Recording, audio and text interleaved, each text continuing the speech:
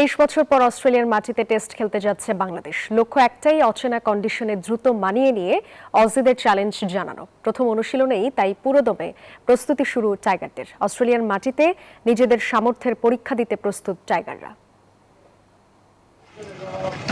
অস্ট্রেলিয়ার ডারউইন, এখানে প্রতিপক্ষের আগে পরীক্ষা নেয় উইকেট, বাউন্স আর বাতাস।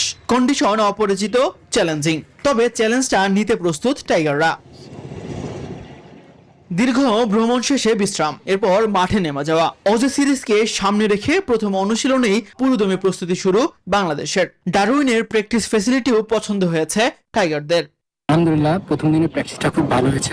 বিকজ আপনারা দেখবেন যেখানে অনেক ফ্যাসিলিটিটা অনেক ভালো।